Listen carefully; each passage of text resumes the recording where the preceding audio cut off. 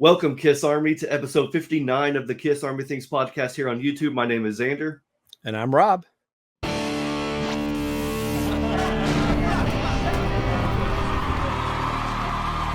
Thank you, everybody, for joining us today. So we are going to be talking about Kiss X-treme Close Up, the documentary home video that came out in 92. Now, why? That's because on July 14th, we are going to be celebrating 31 years since it was released. And it's funny because I didn't realize it was 30 until last year, and I kind of missed it and thought, well, now I got to wait a whole year to do this episode. So it's been a year in the making, but it should be the 30th anniversary, but who cares? And of course, joining me today and talking about this with me is Rob Myers from the Right Between the Eyes podcast. Rob, thank you so much for joining me. How are you doing, man? Doing great. A nice July day, and it's just put me back into that revenge era. And I thought the same thing on our show, like, oh, we're going to hit this at the 30th anniversary right along with revenge, and whew, out the window it went. Yeah, there's so much stuff going on. Wasn't until you asked about doing this, I was like, I wonder when that came out. Then I was like, oh no, it's now. Yeah. We're going to miss it on our show, but I'm glad that I still get to talk about it on this one. Thanks for having me. No problem. I noticed that. Are you wearing a revenge shirt? Because I'm wearing my revenge shirt. Yes. So, it looks like you have the skulls inside, like I have the skulls inside the S's here. Yep. So this is the 30th anniversary revenge shirt that came with the new pressing. I have that exact shirt. Was telling you off camera. I bought it for a girlfriend, my first concert. She's like, get me a shirt or something. So I remember my buddy going, oh, you're going to get her a shirt? I'm like, yeah. But I had the revenge tour program in my hands, and they were very sparse throughout that tour. I saw them in Toledo, Ohio. I had it, and I was like, I'm going to get the girlfriend a shirt.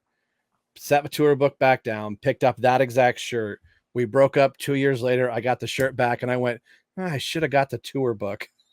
Tour book lasts forever. Yeah. That $20 shirt is probably still $20, but that tour book is like $500 to $700, depending on what eBay listing you're looking at. Yeah. Well, this is one of those shirts that, I mean, I was lucky to get mine for about 50 or 60. It's one of those that you can't find for less than 100. It's one of those vintage ones that just, you know how they always, everything prices them real high. It's like, man, but I got lucky. I got mine for a pretty cheap price. Yeah, that's pretty cool. I've got the other one. If you watch our channel, I'm doing a t-shirt video coming up. So nice. I've got the other one, the long body shot where they're all standing there. It's almost like the inside of the album cover, but it's the full body shot. But anyway, that's awesome.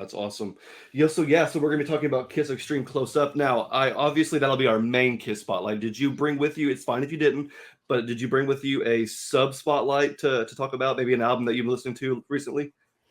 Is it Revenge? Right over there. Move the microphone. There it is. Yeah. Makes sense.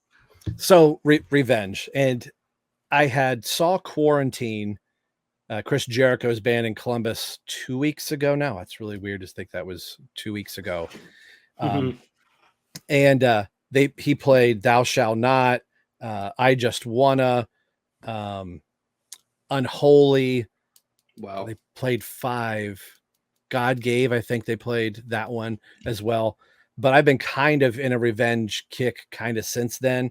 And then when you asked me to do this episode, I got a new snare drum for the drum kit. And I thought, what haven't I watched in a while? So I thought, I'll put X-treme Close Up on, put that on. And I got your text and I was like, this is really cool and really eerie. Like, is Xander watching somewhere? So like, talk about serendipity. I was listening to Revenge. I think because of that, I was like, what haven't I watched? And I put that in. So that's been I've been in a revenge type of attitude for the last, week or so. So it all worked very well. That is great because I had been meaning to ask you for a while to do this, but I was like, I'll just, ask him closer to the day. That way we don't forget about it or, things may change. So I'll just kind of ask him when I get closer to, and I just happened to ask you right then, like, I'm just going to, send it, ask if he'll do it. If he's free, it's fine. If not, whatever. And you said, yeah, I'm actually watching X-treme Close Up right now. I thought, what are the odds? That's a sign this episode had to happen. Yeah. And I was even nerdy enough to like, I want you to believe that I'm actually watching because I took a picture of my TV. Like, look, here's Gene, Yeah. So that's your spotlight that you're bringing with you. Now, it's funny that you mentioned how Revenge is your Kiss spotlight. So my sub spotlight this week is actually Carnival of Souls, which is the other 90s, Revenge era album that came out. And it's funny because you and I were just on an episode with Pasquale, and we were talking about albums that we would delete, and I was the one that said Carnival of Souls, so I left and thought, man, I kind of want to listen to Carnival of Souls because I feel kind of bad now. So I listened You to it on feel bad. yeah, I know why you feel bad too. I'm about to turn in my Kiss card after that episode. I loved it because you were being bold, and of course, everybody's going, "What are they talking about?" You'll have to go over and subscribe to Kiss Army Nation podcast and watch Roundtable 3 to figure out what we're talking about. But anyway, so after what I said about Carnival of Souls, I thought, well, I'll go back and listen to it. So it was on the turntable last night, and then actually before this episode, I went on a little trip to get some money back. That's why I pushed our date back because I had to go and get some money. Oh, snap. He has some too today. Well, whoa. This is my first money bag soda I bought. I don't know how long I've had it, but I'm not wanting to open it because it's so hard to find, at least here where I'm in Ohio. I've got to go probably a 2 hours to it. So we're on our anniversary trip. We're going to be close to a place where I can get one. So I did want to have it here, but tonight it's just cherry Pepsi. Hey, there you go. That was awesome for sure. You showed me. I was like, hey, there you go. But no, I was listening to Carnival of Souls on the way back home, and I have a CD that has been sealed for the longest time. So it's one of the CDs I've been opening and breaking that seal, listening to it, and it sounded so good in the car. I know for you, "Rain" is your favorite Kiss song.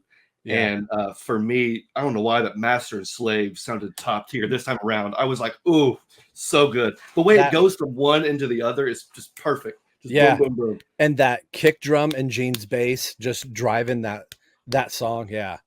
That's perfect. That's really close to like a 1A, 1B with "Rain" and "Master and Slave." Absolutely. So it's kind of funny how we're both spotlighting something 90s when today we're talking about something that came out from the 90s.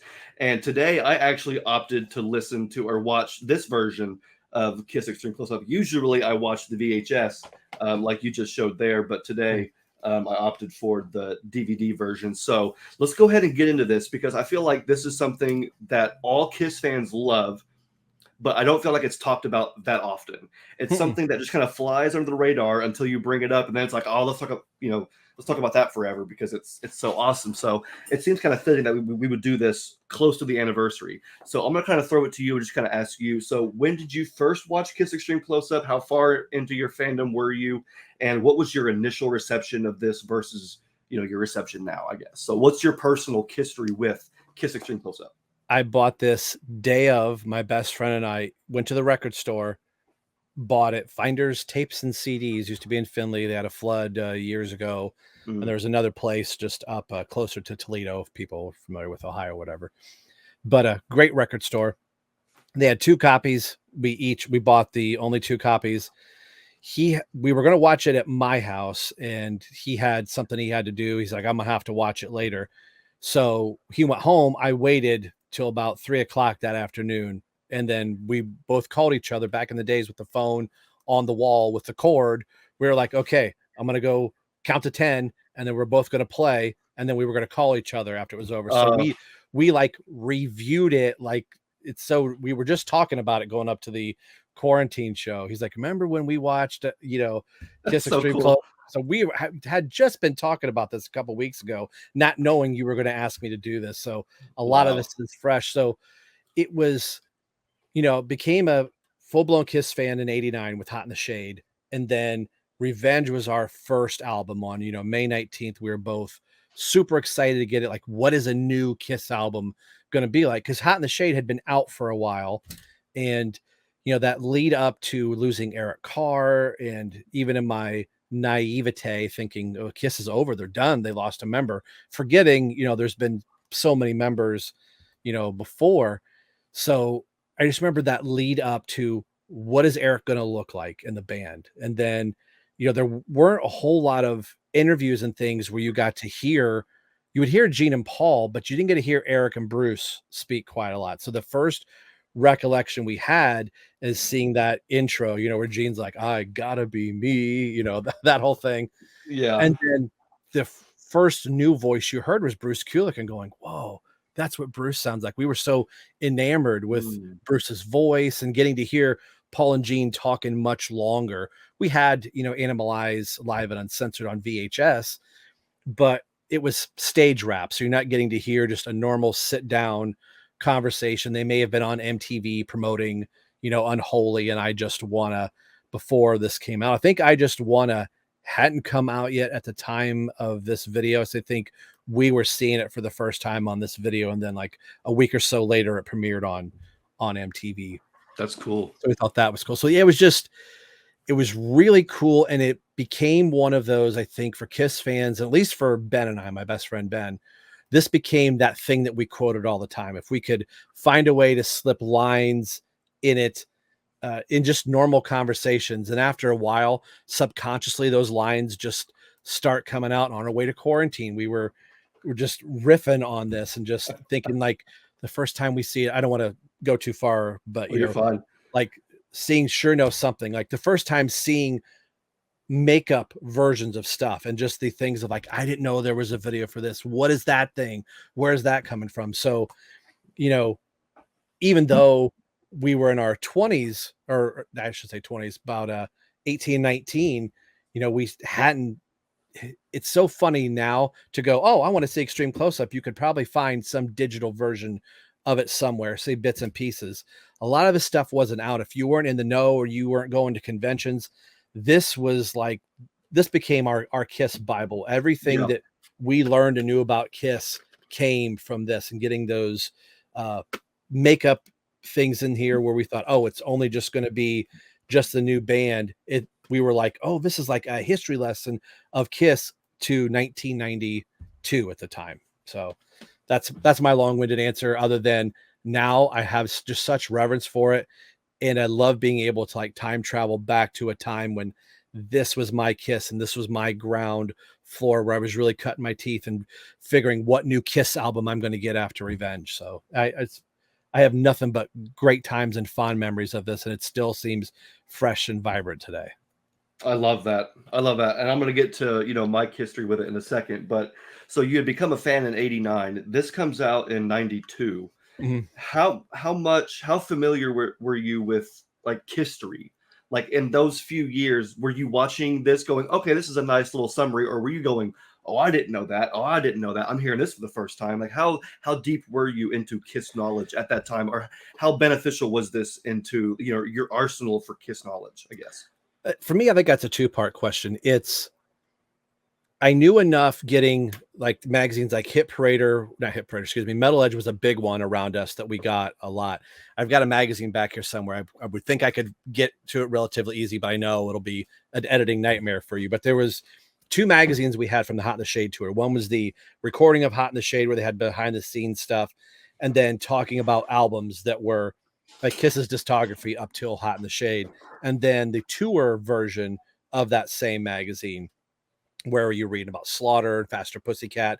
So you had this is what Kiss was like in the studio, and this is what Kiss was like live.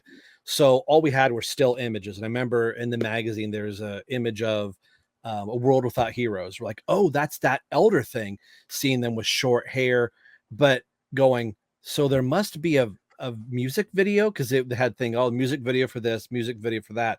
So looking on the back of this going, oh, holy crap, there's A World Without Heroes. I remember driving home, when you shouldn't text and drive, folks, but I was like VHSing and driving like I Stole Your Love, just all those different things on here. So I was able to kind of like connect. And I remember stopping the VHS and getting that magazine and looking up and going, oh, this is that, or this is that quote that Eric Carr makes in such and such. So that was really kind of cool to see visually what I had been reading about, but there was things that I didn't know, like at all. I'm trying to think, I Stole Your Love from, 77, I'm trying to, the concert, the Summit, seeing that footage for the first time. I had no idea that existed. So that was really cool. And it was a good chronological history of the band. I've heard about Wicked Lester, but getting to hear the formation and how the band came in and how the makeup was put on, that a lot of the history part of it was all brand new. Aside from visual stuff, anything that the band was talking about. I heard about the Kiss comic, but I wasn't aware they put Kiss blood in the comic until watching this. So yeah. Cool, that's awesome. The reason why I ask is because, and I guess I can start to get into, my personal history with it. And I think most people who have watched the show, especially some of the earlier episodes, Jeb and I have talked about how important Kiss Extreme Close Up was to us. But I can kind of get into it a little more now because the reason why I asked is because for us personally, this was. I'm gonna go ahead and actually pull out the VHS copy because it just seems more applicable. This is the first copy that we ever watched. You can see how beat up it is. Mm. This is the one that we watched over and over and over again. So when we became Kiss fans, it was '98. Obviously, Kiss the most of history had happened by then as far as their discography, a lot of their tours. So we were being born way late into the game, and so this provided us with like the most at the time thorough overview of Kiss possible, and which was crucial for us because again we missed most of all that. So when we were expressing interest in Kiss, our dad was like, "Ah, well, here, I'll pop this in and see what you guys think." And so we were hearing music for the first time and understanding what it was to be a band, to be a musician, to put out music, and all of that. And it was all set to the story of Kiss. And so that's what I think we became obsessed with and infatuated with was the history of Kiss, whereas most folks in the '70s probably were enamored by the makeup and the mystique. And back when that was like really pure, and in those early days, which again, of course, by '92, that was not the case at all. The makeup was off. There was no mystique. And I think maybe that's where the mystique lies, is that now they're unfolding the story. And once you hear a little bit, you want to hear more and you want to keep, getting invested. So we would just watch this on repeat forever.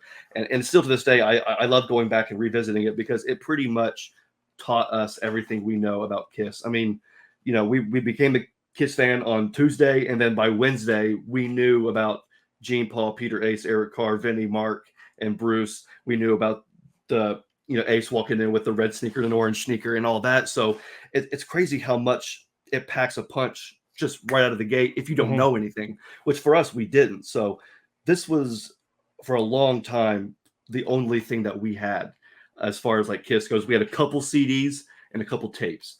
And of course nowadays kids can just go on YouTube or go on Wikipedia and look up everything. This was our YouTube and this was our Wikipedia. All of our knowledge of Kiss came from this. All of our knowledge of them live came from this.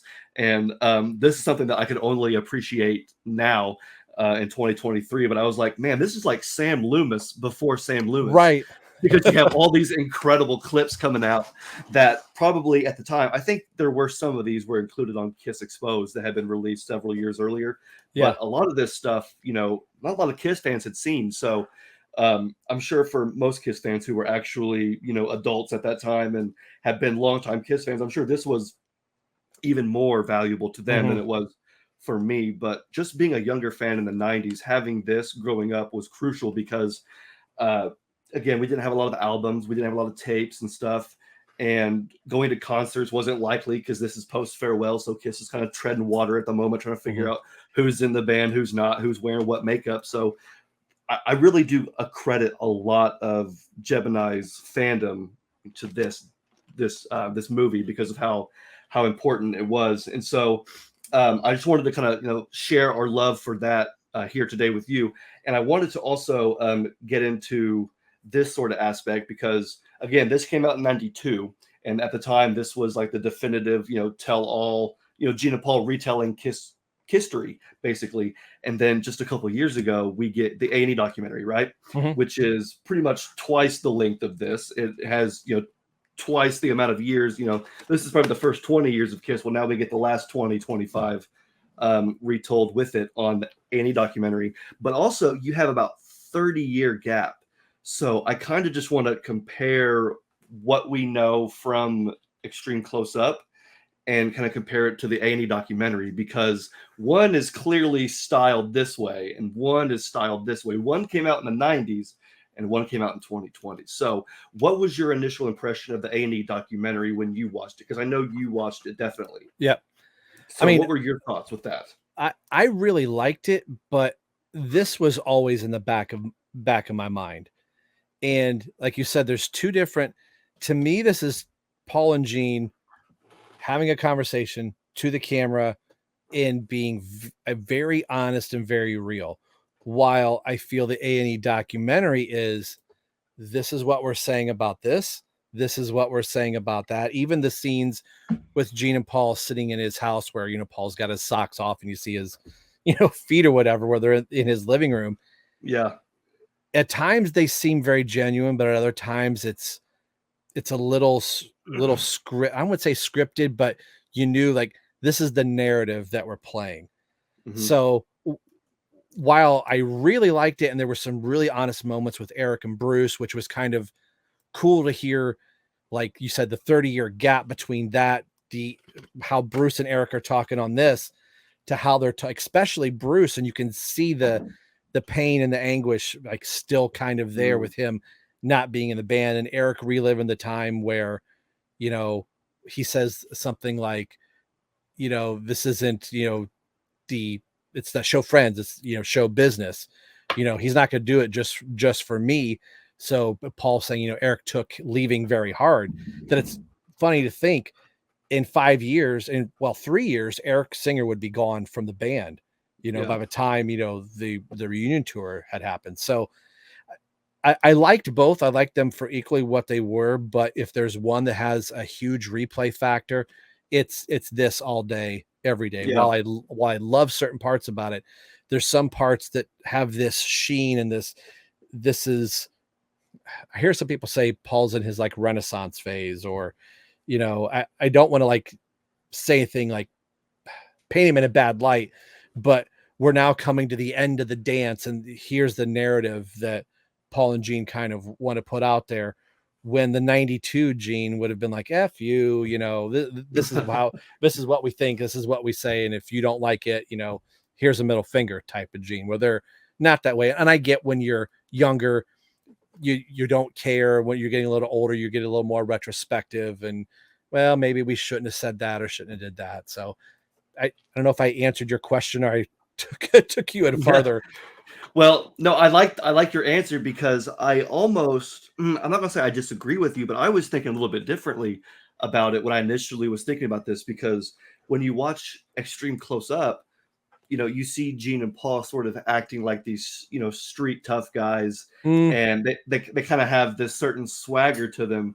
Whereas in the A documentary, it's almost like they kind of, I mean, they're embracing their age, if you will. I'm not gonna say they're acting like old men, but they just, they're less with the cool boy stuff, and they're more just kind of, open with it. But I do see where you're coming from. Whereas Gene and Paul were sort of not like rewrite history, but they repackage it in a way that makes it good for the headlines, or good for a transcript, if you will.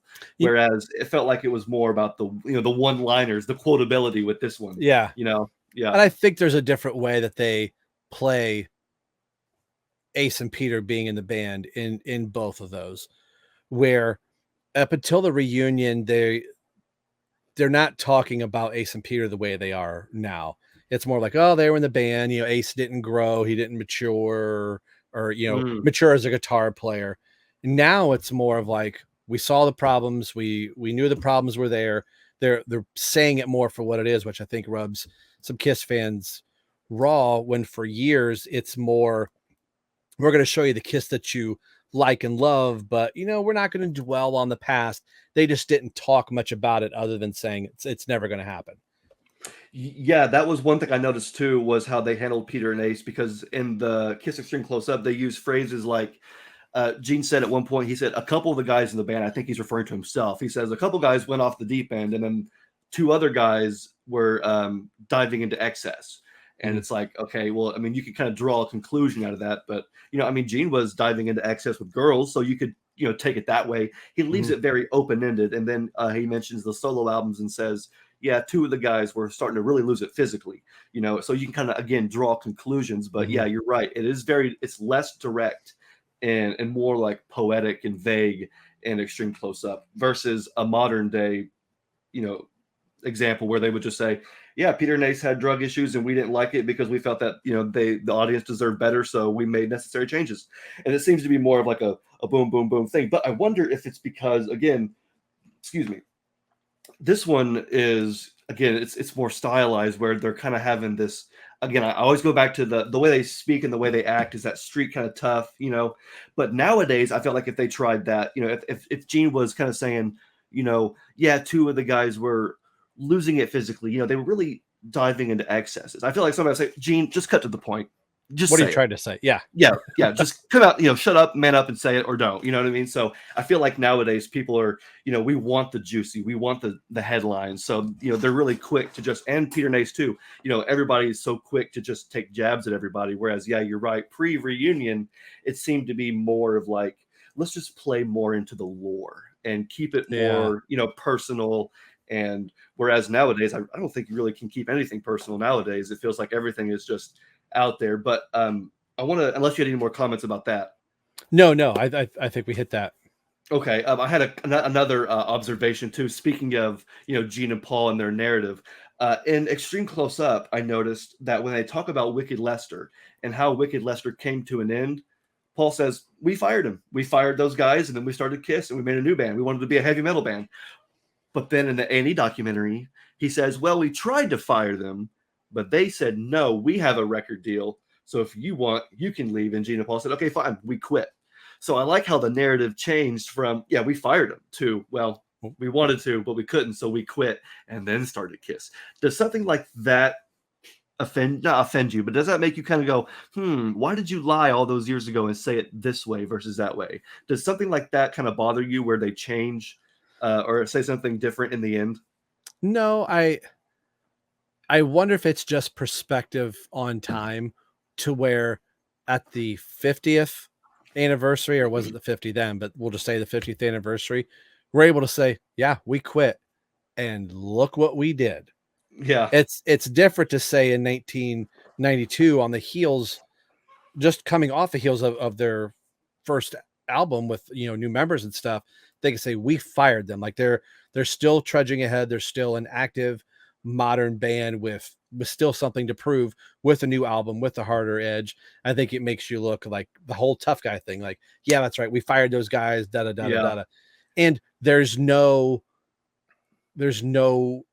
internet, no, like by the time somebody from that band, Steve Cornell, could say that's not how it was, that's got to get printed, that's got to get put in a magazine, that's going to be months after the fact, that it's not going to get the traction. You know, he's not going to go on David Letterman and go, I was in Wicked Lester. But now having that, I don't know, I just think Yeah. it's just showing the passage of time to where they can be retrospective and going, yeah, so we left and we're all the better for it. So Yeah, I definitely think them saying, you know, that they fired him, it fits in with the cool guy narrative of, you know, early 90s Kiss. And I feel like they were trying, well, actually, I'll mention this first. The reason why I mentioned that too is because I can think back to when in Gene's book, Kiss and Make Up, he says, I'm not going to quote it, but he says very closely, we did not do anything to enhance Kiss Alive. I swear to God, everything that we recorded live ended up on the album. For years, people have said, oh, we tweaked this. We did nothing like that. And you put that in print. And then, of course, in the Annie documentary, Bob Ezrin goes, yeah, that would be Eddie Kramer, not Bob Ezrin. Sorry, sometimes you just do these podcasts and you get to talking and you just say stuff. So, yeah, anyway, Eddie Kramer goes, I'm not sure how much we did, but if I can remember, it was a lot. So there's another example where, you know, in one time period, you're hearing this, and then all of a sudden, years later, you kind of hear either the real story or just a different side of the story. So it's kind of funny how, as time goes on, different parts of the story either change or the truth comes out or whatever. Yeah, I don't know.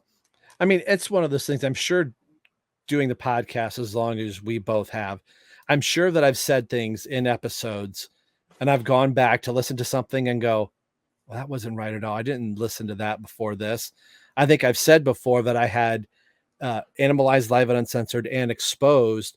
And while we were talking about this, I'm going, I don't know if I had Exposed Mm, before I had this, because that would have meant I would have seen Summit footage and would have heard some of these other things before that. So I think with getting this, I got that. I think sometimes you can just get into your head, or you're trying to preserve this idea. There was a VH1 show. I don't know if you ever saw it. I think you can see it on YouTube.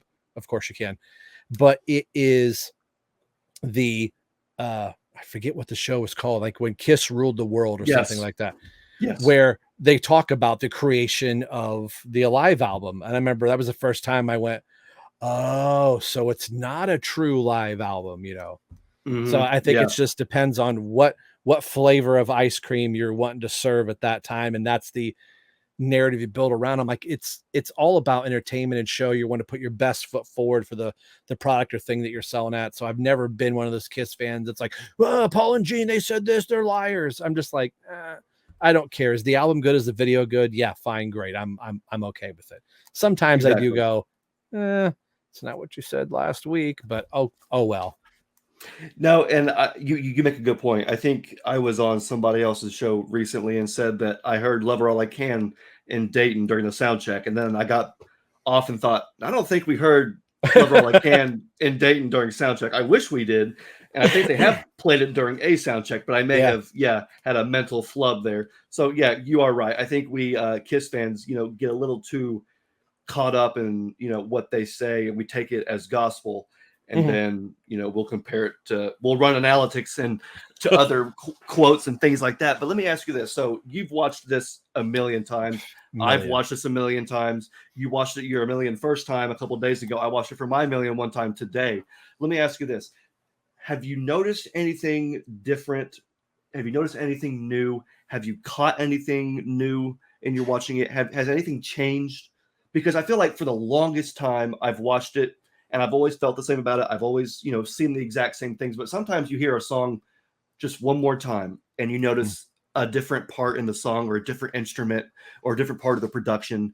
And it's like, I've heard this 1,000 times and now I'm hearing it again for the first time. So have you had any experience like that with Extreme Close Up? And if so, what was your takeaway? I have two. I'm going to say this so I tell the first story. Like he says in there, I told you this story so I could tell you this one. Okay. So I'm going to say love him and leave him. Don't let me forget that. I want to come back to that. So the first Okay. thing, if I do this the whole entire time I'm talking, this is what Gene's doing the whole video. Mm, Every time yep. I've never really noticed that. That and when he bends his finger, he can bend it here, but he has this little webbing. I don't know why I noticed that. Wow. I'm not trying to, and it was right around the time that I sent that picture. And I'm not going to try and do it here on camera, but I remember, I think I might have deleted it when I sent it. But yeah, I was freeze framed it while he's doing this, and I was like, what's up with his finger?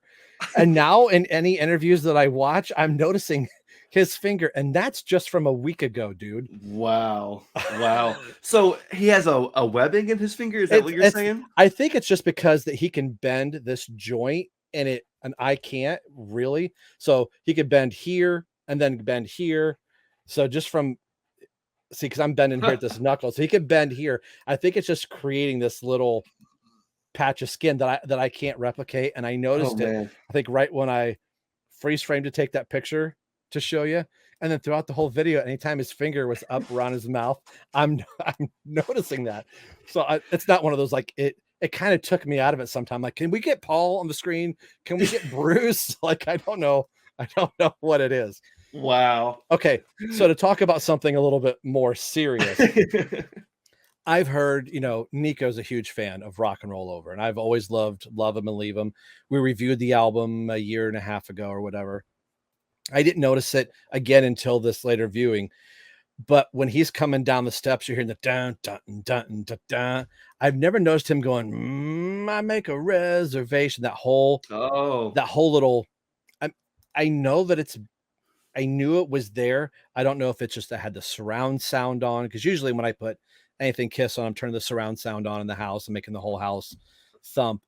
But I really noticed that. And even I've noticed it before when Ace is doing his solo and he's pointing at his guitar. I remember thinking back in, being 17 years old or whatever, thinking, how is he doing that? How is he making the sound from his hand going, like not understanding guitar really well there. But in as he's pointing that, I'm hearing the higher pitch of the harmonics like I hadn't heard before. And again, I'm like, I don't know if it's just the fidelity because I was listening to the DVD version of it. So I don't know if it's just sounds better in the theater system that we have here at the house, but I was hearing little things like that, like, has that always been in the song and I just not hearing it, or I was intently watching and intently listening where I wasn't scrolling on my phone, but I was putting a drum together. So I would hear little things and look up and go, what was that? And I would catch myself rewinding just little bits like that throughout. That's really cool. That's really cool. It's funny how you can watch it a million times and then notice, something small like that on your million and one time watching it back. I do have one more. Okay, go ahead. I'm enamored with Eric's his cherry red kit that is sitting behind him for the Pearl. longest time. You can't get a good look at the kit. You can see because the bass drum's back there, but there's this black cylinder with a red bottom. I could not figure out what that was for the longest time. Now, it wasn't this last viewing, but it took me 15 years to realize it's his stick holder that's attached to his hi-hat. And I saw one in a music store about 4 or 5 years ago. And he said, oh, this was it was like a consignment type of a thing. And I saw it and I was like, that's that thing that's hanging from Eric's drum kit. Like I thought it was a drum. Was it a microphone? It took the better part of 25 some odd years that I could see that thing and go, oh, it's a drumstick holder. But it had stuck with me. Like, I want to be able to buy that thing, whatever that is. I want to have that on my kit. And I went, oh, I have one. And I just didn't notice. That's great. There was one thing that I noticed too, or I guess heard differently. And it's funny because again, I was 3 when I first watched this. So I kind of watching it back, I sometimes didn't quite understand what they were saying. And so once I got old enough, there's a part in there where Gene's talking about, he says, critics started to wonder if we were like sadomasochists or Nazis or gay, or all of them were truthful. And then it cuts to Paul or somebody else. And for years, I wondered, like, is he being serious? Like, were guys in Kiss like gay and Nazi? And I think I kind of like realized that over the years. I've realized that Gene was being like sarcastic, like, oh, of course everything was true. Of course we're gay because we wear makeup and high heels. Of course we're Nazis because the SS looks like Hitler's SS. So for years I took that literally and was like, well, who in Kiss is a sadomasochist gay Nazi? And trying to figure out all rolled up in one. Yeah, and I was like, and I thought, oh well, I mean, Ace used to dress up and used to kind of act a certain way towards Gene and Paul, and maybe Paul's been lying about his sexuality all these years. I used to like wonder like what it was that they were actually getting at, and of course by doing that, I'm kind of leaning into what Gene's saying, which is everybody takes things way too far, way too seriously, and everybody back in the day thought that Kiss was this or that. Paul made a good statement too. He said that it's not that Kiss is satanic, but that somebody would think that Kiss is satanic is a much more frightening thought to me. And it's like, yeah, I could see that. So it's funny how, all the years, people are making all these assumptions about Kiss, and you got one big Kiss fan going, which part of that's true and which part's not. And of course it's all not true, but it's funny how, again, you hear something for so long and you're left wondering like which part's true, which part's not. And it's like, it's all just entertainment. You know what I mean? Like none of that is true. And there's even another statement, and I'll get your thoughts on this too, because there's another statement in there that I always thought was like a throwaway statement from Paul, where they're talking about how most of their songs are like screwing and partying and all this stuff, and he goes, but blind idiotic sexism, whether towards men or women, is just idiotic and stupid. Mm-hmm. And for years I always thought, I kind of took that as, yeah, Paul, you're just saying that as like a cover up to get away with writing more songs like let's put the X in sex, or this and that. But I think over the years I've kind of started to understand that Paul is kind of saying like, okay, yes, there is a rock and roll like fantasy to it, and sometimes that fantasy is reality, but there's a line and you don't cross that line. So for instance, when you watch a music video and you see some guy on a motorcycle with a hot chick in a bikini, at some point they're going to say cut. And they're going to return that motorcycle to the owner, and they're going to go home, and the girl's going to put clothes on. The guy's going to go home and eat ice cream in front of the TV. And, it's reality is reality. And so for years, I always thought that was a throwaway statement from Paul, just trying to like cover up sort of his behavior or his, songwriting. Whereas he's saying, look, we're playing a part here. and there's Mhm. a certain rock and roll shtick that, yeah, I'm sure it's fun from the fans' perspective, but at a certain point, it's, you need a reality check. And so, how do you feel about that statement? I always took that the same way. I don't know, from being a little bit older, being a senior in high school when I first saw it on through these years, that I was just pretty much like, I was able to kind of read between the lines. Like, I don't think that he's eating caviar every single night. He's got women all over the place, and it's not like Kiss Exposed where there's just women all over the Bingo. house. Bingo. That's it right Yeah. there. Yes, you're right. It's all, act and it's all for show. But that's a good segue too, because you have Kiss Exposed, which came out in the 80s and was styled this way, very 80s, very, like reality TV. You got Paul acting like he hasn't seen the sun in days, and the We butler is we've there. got the And Manilow concert. yeah, and then so fast forward just a few years, and Kiss Extreme Close Up comes out, and now suddenly Kiss is like acting like they're a different band. And obviously, I know you hadn't seen Kiss Exposed before. I'm assuming you hadn't seen Kiss Exposed yet, but you were a Kiss fan. You'd seen Hot in the Shade. You knew the song. So did this feel contrived to you with seeing Kiss in leather and acting all street like that? Was that like sort of your way of being like, oh, they're just trying to like reinvent themselves? Or is that something that you can only think in hindsight?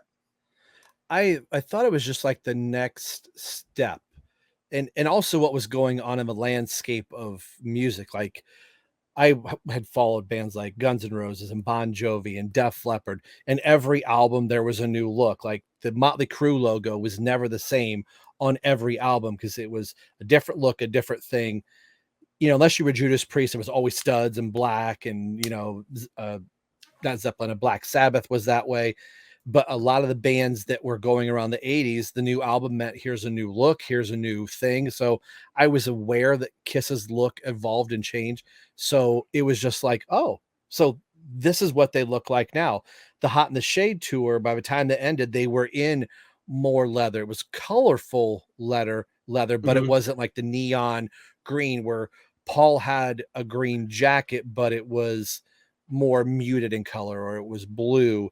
Gene was back to wearing like leather pants on the Hot in the Shade tour. So it just seemed like the natural evolution, but seeing Gene with a goatee was like, whoa, Yeah. that's kind of cool and kind of scary. Like, he didn't seem scary through the 80s, what little pictures I saw, but seeing that unholy video kicking this whole thing off, it was just like, whoa, that's That's the demon. that's the demon right there. Like, to me, I think that's why I just hold on to this version of Kiss so much. This became my era, my makeup version of Kiss. They had a look, they had a feel, and it felt very natural. Where I think a lot of people were like, finally, they look like a legitimate rock band. They're not the cast of Golden Girls coming out on on stage Yeah, it's like something Gene said something he might have the night before. before. Or was it yeah, anyway, Yeah, you know what I'm going for. he was bending over and didn't realize it. Thank you. Yes, exactly. Yes, exactly. It's a dangerous thing to get into, though, when bands and artists are, changing styles every few Mhm, years, because it's either going to really resonate with your audience or it's not. But I think Kiss really got lucky with what they were doing here, because, I mhm. mean, I think, if they were to try and do something like that nowadays, where it's like you have this complete 180, I feel like fans nowadays, maybe it's because we are all connected and we have, more out there and more to grab onto, but I feel like if Kiss were to try and do something like that in the modern age, where they take a hard 180 like that, whether it's doing an Elder or an Unmasked or Dynasty or a Revenge or Carnival of Souls, I don't think it would work at all. And I wonder if maybe that's one of the reasons why they kind of stopped making music and stopped progressing. Because Monster, if you look at Monster was totally different than Mhm, Sonic Boom. mhm, Sonic Boom was colors and purple and yellow and orange, and Monster was just blue, gray, and black, and that was it. mhm, And it felt like they were trying to like do the next evolution of Sonic Boom, but also the opposite. Let's mm. get away from the glitz and glamour and the color and just go with the dark sort of atmosphere, almost like Revenge. Those atmospheres from Monster Yeah. Revenge, the metallic sort of dark, and so it makes me wonder what that third album would have been, that third version of current Kiss would have been like. But it seems like they kind of in the last in the last 20 years, they definitely embraced being a legacy band. And so I personally, I'm sure you agree, miss seeing Mm. Kiss doing stuff like this, where you're going from, A to B. And for me, Sonic Boom and Monster was just that, where it's like totally different costumes, different style choices, and just different production on the album. But anyway, that was just I guess, an observation there, if you will, about Yeah, good the one. style. Yeah. And I think too, you can make parallels with this and what they were doing with Sonic Boom and Monster, where you were getting those little peaks. I think that's always the one big thing I wanted to see Kiss in the recording studio. I want to see footage of them actually creating something. And you got a little bit of that with Sonic Boom and Monster, them being in the studio. You're talking about colors. I remember seeing those first little sets of Tommy, Eric, and Paul playing Modern Day Delilah, where Eric's in that control room, In and the you're just hearing that. And then the dichotomy of that is when Tommy takes you through the studio for Monster. It's all black and white videos. There's very Mhm. few colored videos in there, and those videos were shorter. It's like, here's what we're doing really quick in the studio, bam, in, out. That made me miss long form stuff. That had me going, are we going to get a long form video with this album? So I That was would have been great. so cool. It was cool to have the concert, with Sonic Boom with 6 songs or whatever it was, but it made me miss those days. So I actually bought the A&E documentary on Blu-ray because I wanted to have that physical thing again that I could rewatch and just relive over and over like this thing. Because you could point to any scene at any given time, even them talking the story that Gene tells about Eric Carr, where he said Eric was taking pictures of the dumbest, stupid stuff. So he's like, he's in a room with the girl, and he says, it has that line of she had The an fourth opening, had a one. stiff Oh proposition yeah. that he said a million times, and he's like, holy crap, there's fire. He says, he opens the Fire. door, he goes, fire. He said, I must have said, get out of here. He goes, and there he was with the camera with his pants down. He goes, he let off a smoke bomb. And to hear Gene go, that was Eric Carr, you could hear him get a little choked up. Some Mhm. spots in this thing when they're remembering Eric Carr, when they're talking about even just their first time putting makeup on, with Gene's like, Paul's doing this, like, what's wrong with you? And he says, you were looking really weird, Gene. You could hear some, reality in there. And Eric's thing of like climbing up the booth to see Kiss in the spotlight, I've been in that theater, and I remember Oh wow. looking up at that and going, huh, that's where Eric Singer climbed up and got kicked out. So you're talking about thing that you didn't hear for the longest time. He says, I got thrown out. And what I thought he said was, I didn't get to see anything else. I didn't Mhm. realize till years later him saying, I never got to see New York Dolls. It Yeah. was like he got to see Kiss, but he almost sounded disappointed he didn't get to see New York Dolls. Yeah, because they were like the headlining band at the They were the time, right? headlining band. Yeah, yeah. That is so great. No, you're right. There's one other story where Paul says, they Paul says that they were like taking off from a flight, or maybe they were like in an airport, and there was a bunch of people, and he said, I must have looked scared because Gene looked over me and said, don't look scared. And that was such a great little story. But yeah, no, you're right. I love the little things that we get in this DVD. And I need to go back and watch the A&E documentary, because I think it was who was it? I think it was Pasquale who sent me a copy of the A documentary on Blu-ray, and I was just mind blown because of how nice that was for him to gift me that. And I've watched part one since then. I have part one on. I downloaded them both, or bought them both on Amazon, I uh, did too. and I watched them back there. But I need to go back and watch part two specifically, because that's the one that I'm not familiar with as much. Now, I know this isn't an A&E documentary, but I think your copy of this looks different than mine. Let me get it out because it might. I think you've got the original band. Yeah, Yes, you do. I See, do. I wonder if because yours is DVD and mine's Blu-ray, if that's the Oh yeah. difference in the like Kiss Do nerds. you have, do you have any artwork on yours? Okay, now see mine's just Yeah. burnt disc. So you have Burnt artwork desk. on Oh, yours. okay. Yeah. Yeah, no other But artwork other than the back of it. okay, so the back's even different too. Yeah. The print on mine isn't the most high quality, so I think this was like definitely a home job. But Yeah. Still really awesome, really awesome. Now yours looks a little bit more official. Now, did yours come from Australia? Because there were some folks that bought their Blu-ray from Australia, and when they put it in their American Blu-ray player, it didn't work because of the way it was coded, or uh, Yeah. the way the discs were made. It didn't work. But does yours work? Yeah, mine works. Mine works in the home computer. I made sure that I bought it from the US Okay. Amazon. But if you do have, here's a little geeky thing. If you have an original PlayStation, original Xbox, it is not coded for PLA or VHS or whatever the polarities are. It'll Good to just play know. whatever. So if you're like, oh, I haven't been able to watch this thing, it'll play both regions of stuff. So that's a little It, nerd there. is yours? Was there an official copy of this released? Is yours an official copy? I Mine's didn't. mine's an official. So my Oh camera wow. probably I don't know pixelated. So why.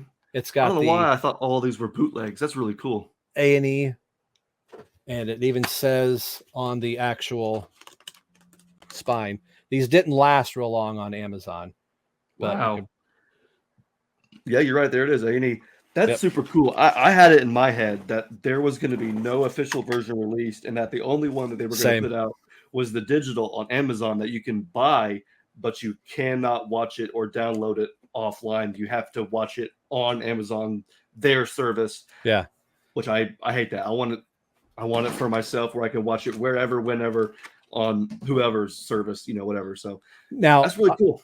I knew that they A&E does release biography series, like the John F. Kennedy one. You can get that as a physical thing.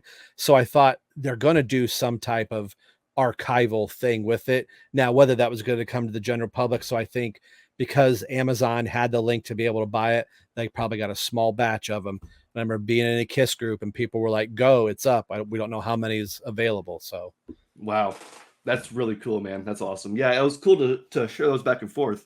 I have one more thing to talk about, extreme close up, just to get kind of your thoughts on, because this was one thing that's always kind of made me laugh about the Kiss Extreme video, is the section when they talk about towards the late 70s when their perception by the fans is changing, whereas now it's becoming a kiddie band. They say it's a cartoon. They refer to themselves as the Ringling Brothers, and yeah, how we're a rock and roll band. And I don't think that goes hand in hand with family entertainment. tame it. And it's funny because I think Kiss now, Gene even says it became all things to all people.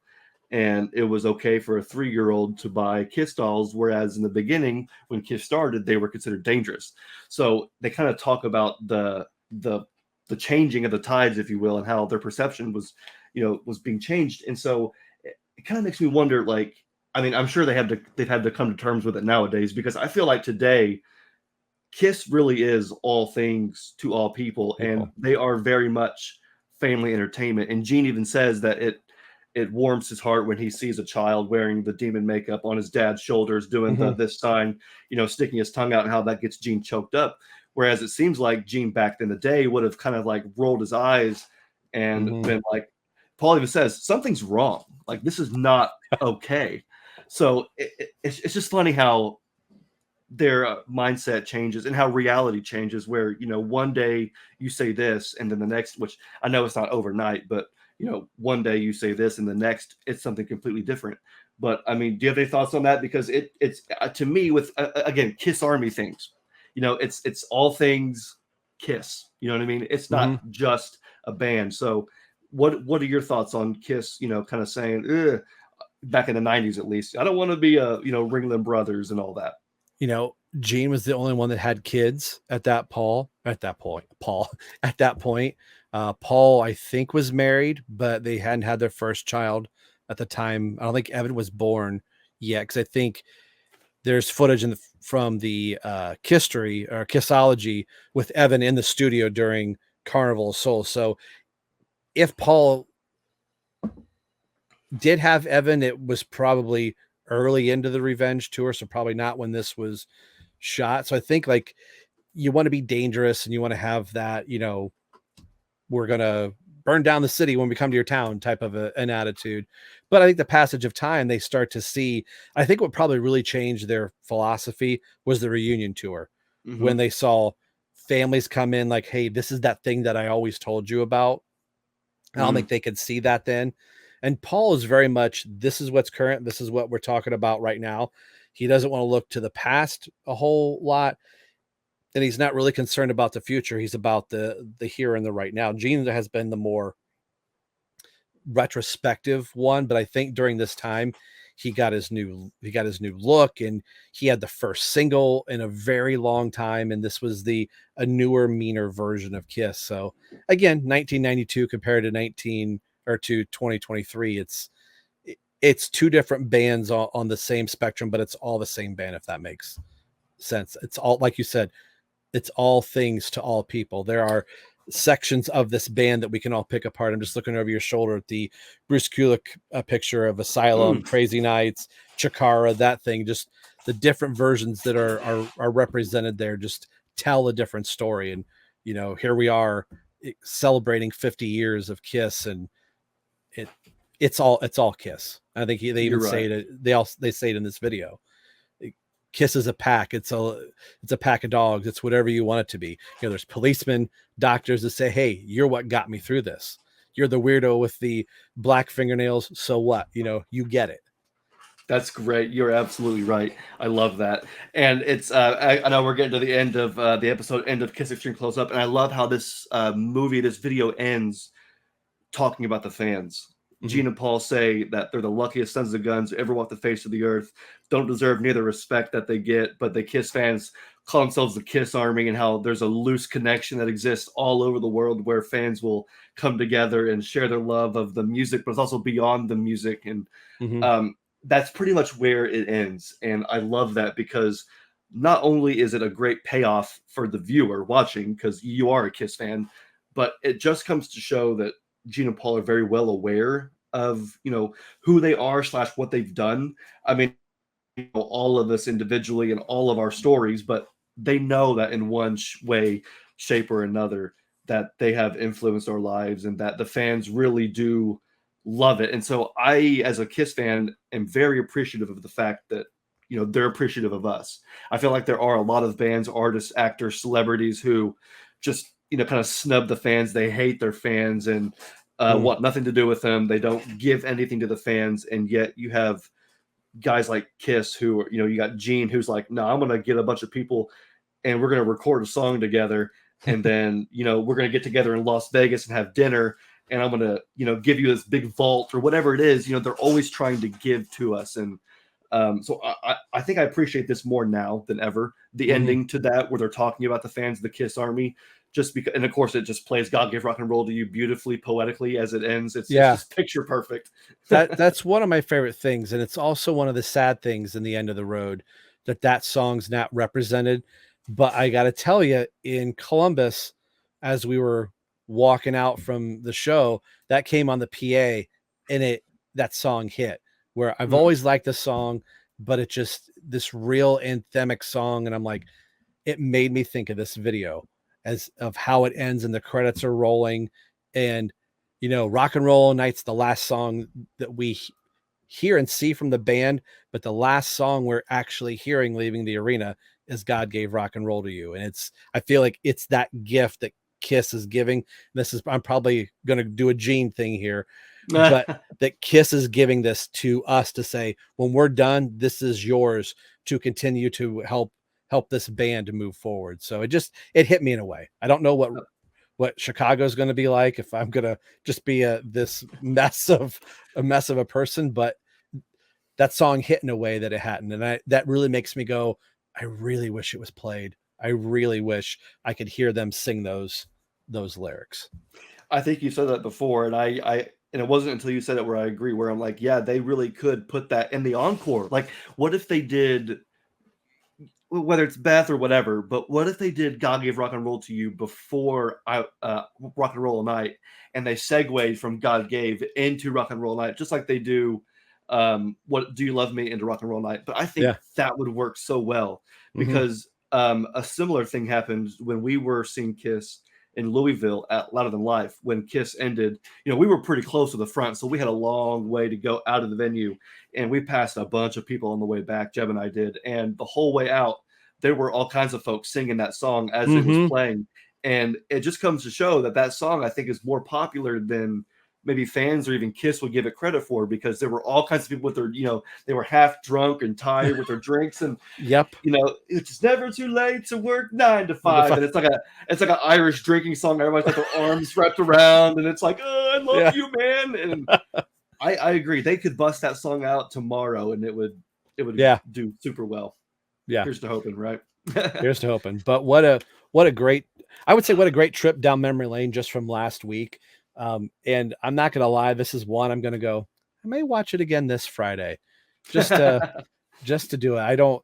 This was something I used to watch all the time. Like I said, my friend Ben and I, we can quote this all day long, but watching it, last weekend, I was just like, I may have to put this in a rotation. The next time you'd have me on, you're gonna go, what's your Kiss spotlight? I'm gonna go, Kiss Extreme Close Up again. again. It's so funny. And you're right, the quotability of this is through the roof, because I can think back to, of course, Jeb and I, before YouTube, before all that, we would just watch this all day, every day. And then even in high school, I can think back to when I had an MP3 player and I put this in the VHS, the VCR, and recorded some of my favorite quotes onto my MP3 player.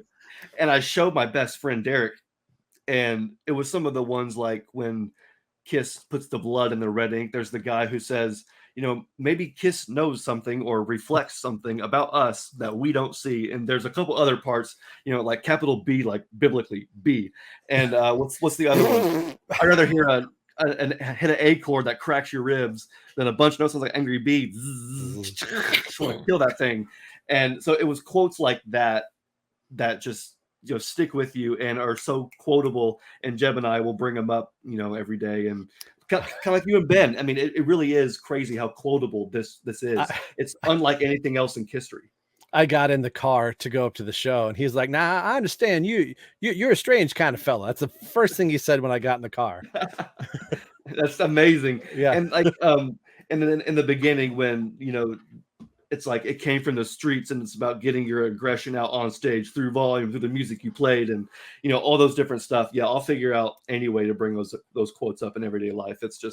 It's funny. But anyway, I thank you so much for joining me talking about Kiss Extreme Close Up. Anybody watching, please let us know your thoughts, your opinions, and your memories on watching Kiss Extreme Close Up. What do you think of it? How does it rank and compare to the A&E documentary? Do you think it was more or less honest than the A&E documentary? Let us know.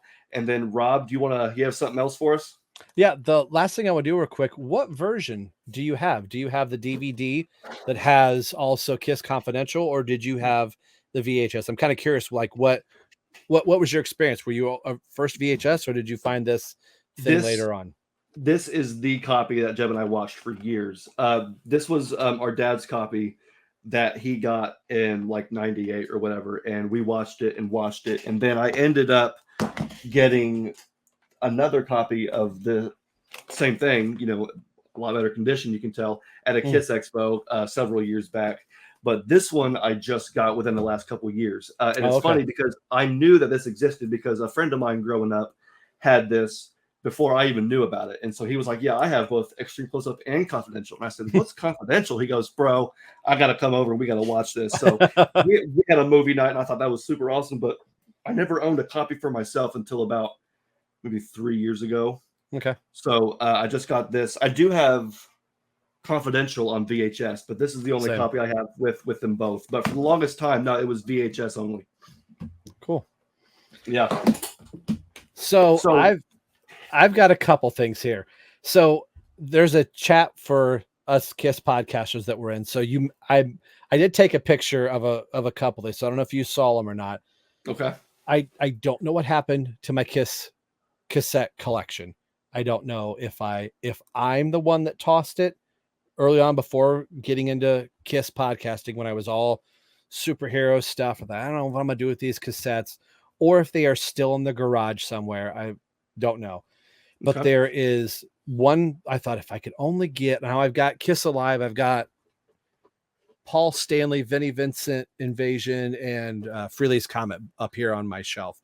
But there's one I've been wanting, and I go to this place called Blackbirds, which is the only place I've been able to find the soda.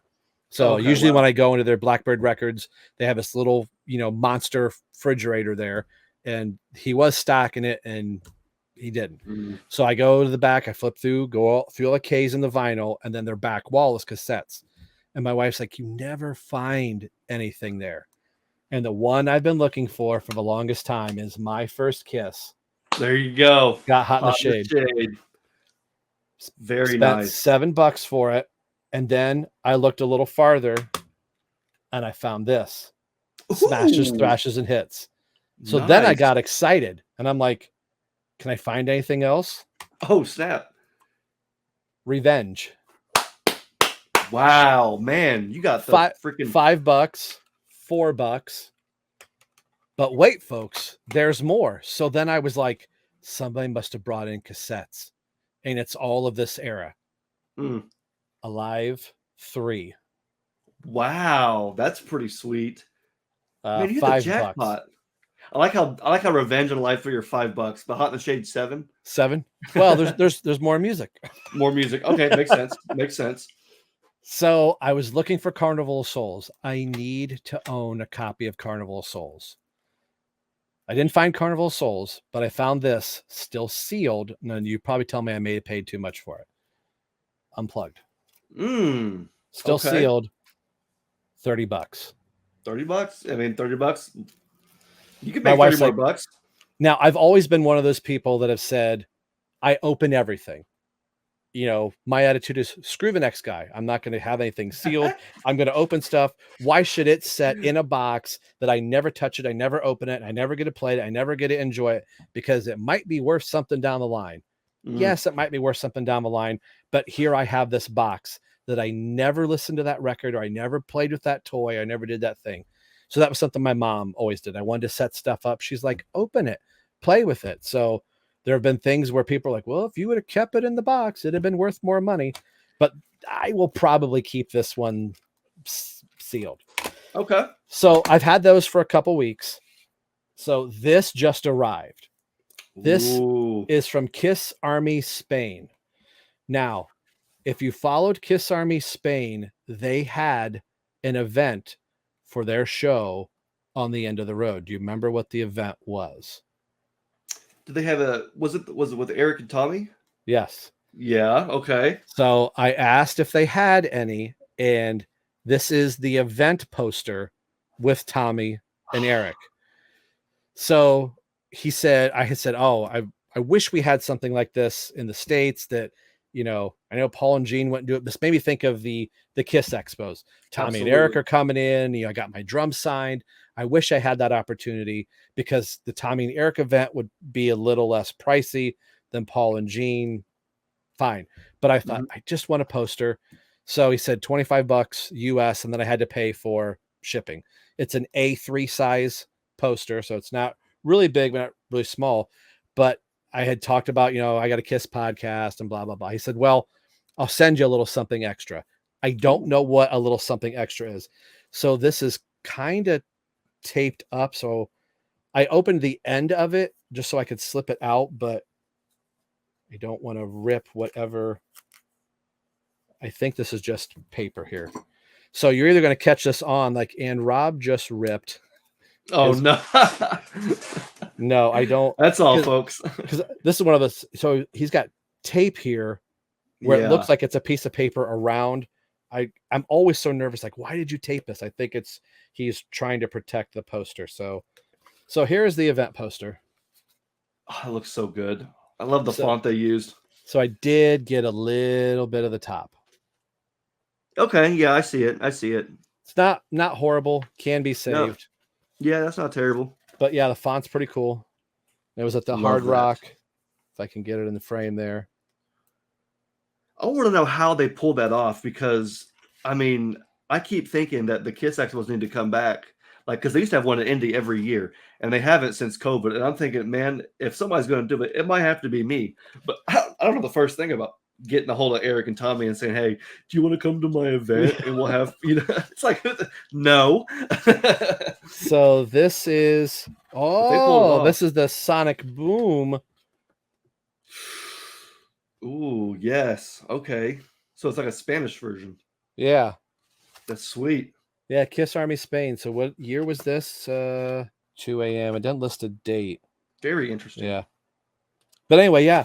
So I got the event poster for the last Kiss Army Spain. So cool. It looks so good. I love that. Yeah, I saw that and thought, wow, that's an awesome event. And I'm glad that the Kiss Army Spain had that experience, because I feel like here in the States, especially Midwest, we get all kinds of stuff, like the expos. So it's cool to see that. Remember in 2016 when they had the official Kiss Expo in Tokyo? Yeah. That was super awesome. I really hope that post End of the Road, Kiss goes back to doing more official, if they're not going to tour and perform, they can at least tour and do another convention tour and still charge meet and greet prices and, do the exact same thing they did at the Unplugged convention, and it would be great. Yeah, I would kind of hope that, I just want to make sure there was nothing else in here. For sure. I kind of hope that if the Kiss conventions come back, I hope somebody does them, but if you get band members, that it comes back to a little bit more reasonable, price point for everyone. I can get that, they're not on tour. Like, well, we haven't toured in a year and a half. It'd be nice to make some money at this event, but I hope that the fan aspect takes more of a precedent. Like, all right, we're going to give a little bit more since we're not out there. But I would think taking the drum to have Eric sign today, I bet I'd have to pay a little bit more to have him sign an actual musical instrument.